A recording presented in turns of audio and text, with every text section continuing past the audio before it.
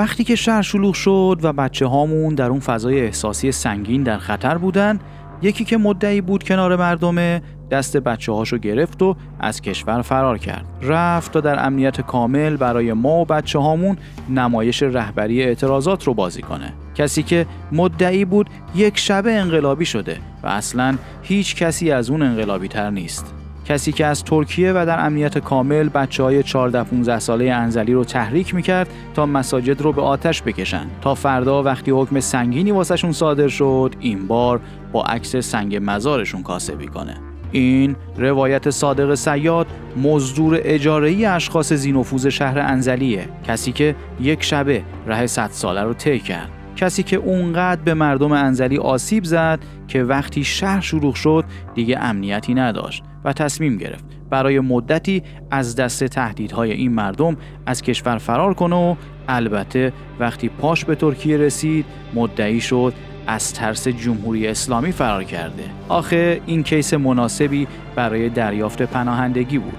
آدم فروش داستان ما تا روزی که در ایران حضور داشت تحت عنوان خبرنگار نقش روابط عمومی برخی از مسئولان شهری رو بازی میکرد و تریبوندار اونها بود. اما وقتی که از ایران فرار کرد به یک باره تبدیل به چگوارای پفکی شد. مزدور اجاره‌ای داستان ما حالا با چند لگد پرانی به جمهوری اسلامی بخشی از عوام جامعه رو با خودش همراه کرده بود. به همین دلیل بود که حالا خیلی راحت‌تر میتونست با افرادی که در داخل ایران مشکل داشت تسویه حساب شخصی کنه. حالا دیگه همه جوانای انزلی آدم فروش بودن، به جز کسی که سالها در این شهر به شغل شریف آدم فروشی و مزدوری مشغول بود. اما شیاد داستان ما کیه؟ ادمین یک کانال مزخرف اینستاگرامی که تحت لوای بیان مشکلات مردم به دنبال اخاذی از اشخاص و برخی از مسئولان شهر انزلی بود. البته این دعوا بین او و برخی از مسئولان این شهر یک دعوای خانوادگی به حساب میاد، چون همونا بودن که در انزلی بهش میدان دادن و حالا زمانش رسیده بود که چاقو دسته خودش رو ببره.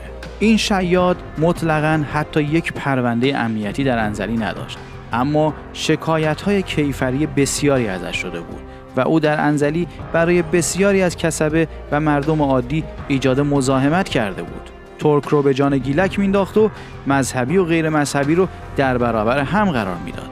شیاد مزدور هدفی به جز باجخواهی و تخریب آدم‌ها در ذهن نداشت. این شیاد به دنبال اخاذی بود، اما باید راهی پیدا می‌کرد تا مبالغی رو تمیز به حسابش منتقل کنند. پس طرح نو رو راه اندازی کرد و با کمک اشخاصی در انزلی تونست از طریق خیریه پولشویی کنه.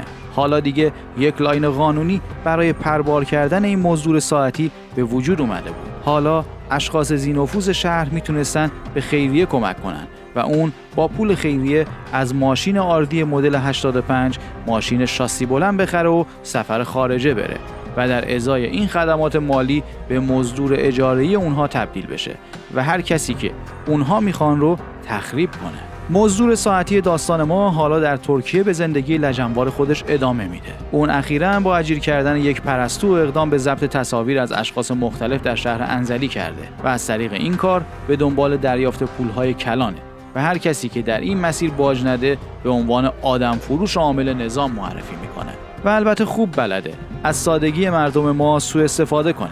مردمی که فکر میکنن هر کسی به جمهوری اسلامی فوش بده حتما دشمنشه. مردمی که باور میکنن اون یک انقلابیه و همین مستمسکی میشه تا اون خیلی راحت به آدم‌هایی که در ایران زندگی میکنن حمله کنه و اونها رو تخریب کنه. صادق صیاد شبیه یک تشت پر از لجنه که افرادی در انزلی برای تخریب رقیبان خودشون با کمی شارژ مالی یک کاسه از اون رو روی طرف مقابلشون میریزن. کلوخ انداز را پاداش سنگ است. این تازه شروع ماجراست.